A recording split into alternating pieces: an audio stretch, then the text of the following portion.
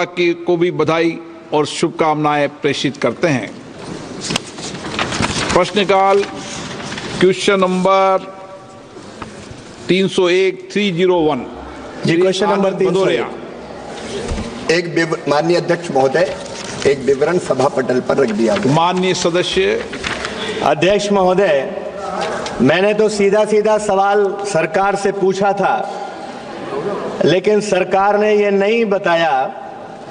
उन्होंने कहा कि हम न्यूनतम मजदूरी के साथ तुलना नहीं कर सकते क्योंकि किसान की मासिक आय क्या है इसकी जानकारी सरकार के पास नहीं है।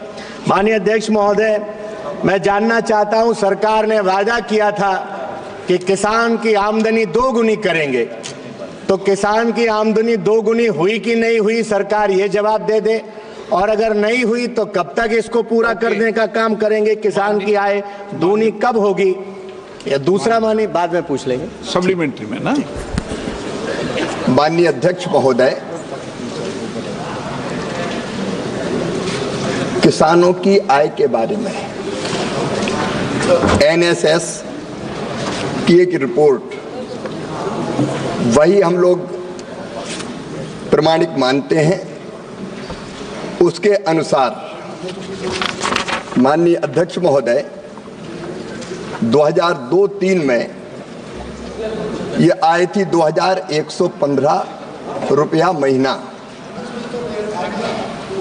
ये बढ़कर 2018-19 में हो गई 10,218 रुपया महीना।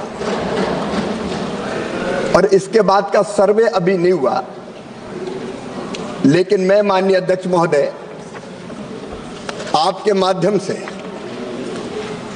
सदन को यह बताना चाहता हूं कि प्रधानमंत्री श्रीमान नरेंद्र मोदी जी के नेतृत्व में किसानों की आय बढ़ाने के लिए निरंतर प्रयत्न किए जा रहे हैं। और उन प्रयत्नों को अगर आप देखें तो हमने 6 सूत्रीय रणनीति बनाई है। पहला, उत्पादन बढ़ाना। दूसरा, उत्पादन की लागत कम करना। तीसरा, उत्पादन के ठीक दाम देना। चौथा, अगर प्राकृतिक आपदा आए तो नुकसान की भरपाई करना। पांचवा, कृषि का विविधीकरण। और छठवां, जैविक और प्राकृतिक खेती को प्रोत्साहन। और इन उपायों के परिणाम स्वरूप माननीय अध्यक्ष महोदय 2019 में माननीय प्रधानमंत्री जी ने एक क्रांतिकारी फैसला किया कि फसलों के दाम, जो उत्पादन की लागत है उस पर कम से कम एमएसपी के दाम 50% लाभ देकर घोषित किए जाएंगे। और तब से घोषित हो रहे हैं ये लगातार। उत्पादन बढ़ाने के लिए माननीय अध्यक्ष महोदय अलग अलग 109 बीजों की नई वैरायटी घोषित की गई। तो हम उन्नत बीज दे रहे हैं, मैकेनाइजेशन कर रहे हैं। आज ही प्रधानमंत्री जी नदी जोड़ों के एक बड़े प्रोजेक्ट पर मध्य प्रदेश और राजस्थान के बीच एक समझौता ज्ञापन हस्ताक्षरित हो रहा है। नदी जोड़ो कार्यक्रम चल रहा है सिंचाई की बेहतर व्यवस्था के लिए। सूक्ष्म सिंचाई योजना है। उत्पादन की लागत घटाने के लिए प्रधानमंत्री किसान सम्मान निधि का क्रांतिकारी फैसला किया है, तो इसी सरकार ने माननीय अध्यक्ष महोदय किया है। और उसके साथ साथ फर्टिलाइजर की सब्सिडी किसानों को बिफोर लास्ट ईयर दी गई 2,14,000 करोड़, पिछले साल 1,94,000 करोड़, और इस साल भी कोई कमी नहीं आने देंगे। हम किसानों को कम ब्याज पर कर्जा देने का काम कर रहे हैं। किसानों को कम ब्याज पर कर्जा देने का काम कर रहे हैं। किसान क्रेडिट कार्ड है, मैकेनाइजेशन है, कृषि का, कृषि उपकरणों को सब्सिडी पर देने का हम काम कर रहे हैं। और एमएसपी पर रिकॉर्ड खरीद अगर की है तो इस सरकार ने माननीय अध्यक्ष महोदय की है। मैं आज तुलना में नहीं जाना चाहता, अगर मेरे मित्र चाहे तो मैं तुलना करके भी बता सकता हूं। अकेले तिलहन की फसल, दलहन की फसल जब उधर की सरकार थी तो केवल 6 लाख मीट्रिक टन खरीदी थी हमने। 1,70,00,000 मीट्रिक टन किसान को सही दाम देने के लिए खरीदी है। एक नहीं अनेकों उपाय, अगर आप अनुमति दें तो मैं तो पूरी बहस कर सकता हूं। ये सरकार कर रही है और उससे निश्चित तौर पर किसानों की आय बढ़ रही है, ये मैं दावे के साथ कहता हूं। Honourable member supplementary. माननीय अध्यक्ष जी, इसमें कोई दो राय नहीं कि माननीय कृषि मंत्री जी जैसा लच्छेदार भाषण कोई नहीं दे सकता है। आप प्रश्न पूछिए। लेकिन जमीन पर हालात भाषण से अलग है।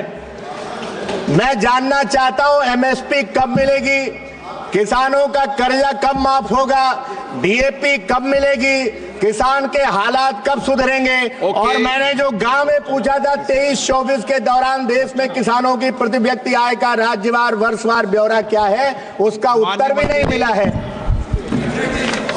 ये प्रश्न काल है, माननीय सदस्य, डिबेट का नहीं है। माननीय अध्यक्ष महोदय, मेरे भाषण में लच्छा तो कहीं था ही नहीं। मैंने तो सीधे सीधे तथ्य रखने की बात कही है। आपसे मैं कहना चाहता हूं, एमएसपी पर आज भी खरीद हो रही है। सोयाबीन हम अभी भी खरीद रहे हैं और तेलंगाना में तो कांग्रेस की सरकार है। तेलंगाना की सरकार ने कहा कि सोयाबीन का किशन रेड्डी जी बैठे और ज्यादा खरीदना, टारगेट बढ़ा, तो उसकी अनुमति देने का काम भी इसी सरकार ने किया है। माननीय अध्यक्ष महोदय, अधिसूचित फसलों की एमएसपी पर खरीद हो रही है, डीएपी लगातार आ रहा है, किसानों की आय बढ़ाने के निरंतर प्रयत्न किए जा रहे हैं। और आप अगर राज्यवार चाहते हैं कि किस राज्य में किसानों की आय इस आंकड़े के हिसाब से, इस सर्वे के हिसाब से कितनी है, तो माननीय अध्यक्ष महोदय, आंध्र प्रदेश में 10,480, अरुणाचल प्रदेश में 19,225, आसाम में 10,675, बिहार में 7,542, छत्तीसगढ़ में 9,677, गुजरात में 12,631, हरियाणा में 22,841। पूरे आंकड़े, हर एक राज्य की जो आय बढ़ी है 2019 तक, उसके पूरे आंकड़े, और 2019 के बाद और तेजी से ये आय बढ़ रही है। हम कोई कसर नहीं छोड़ेंगे, किसानों की आय बढ़ाने में, दुगनी करने में लगातार हम काम कर रहे हैं। श्री बलवंत वानखेड़े।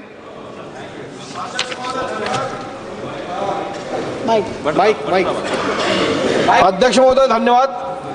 मैं आपके माध्यम से माननीय कृषि और किसान कल्याण मंत्री से ये जानना चाहता हूं कि देश के किसानों का प्रोत्साहन देने के लिए क्या कदम उठाए जा रहे हैं, और देश में किसानों के प्रति व्यक्ति आय निर्धारित मूल्यतम मजदूरी के कम है, इसलिए छोटे और न्यूनतम सीमांत किसानों के लिए सरकार कृषि नवाचार और प्रायोगिक औद्योगिक विकास के लिए क्या कदम उठा रही है।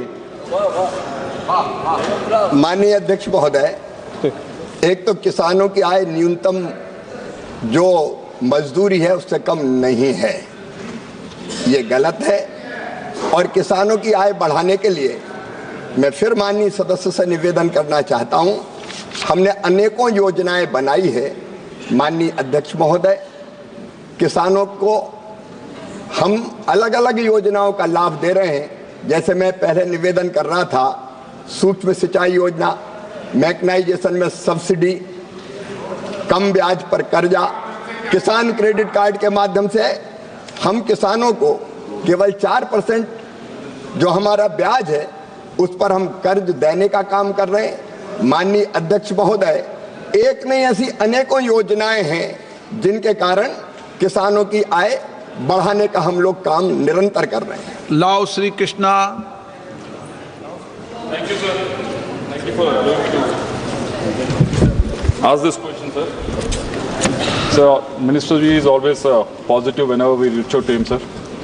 Sir, with coming to this issue, which is regarding Andhra Pradesh, sir, the eligible beneficiaries with regards to PM Kisan is 41,84,000 eligible beneficiaries, sir. Actual beneficiaries are 41,22,000 as of now, sir. There are almost 62,000 farmers which have been left out from PM Kisan.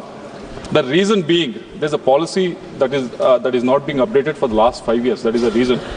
From 2018 December to 2019 April, whoever is having the lands are only considered for the PM Kisan, sir. But after that, so many of the farmers have done gift deeds, sale deeds, or they have given it to the children.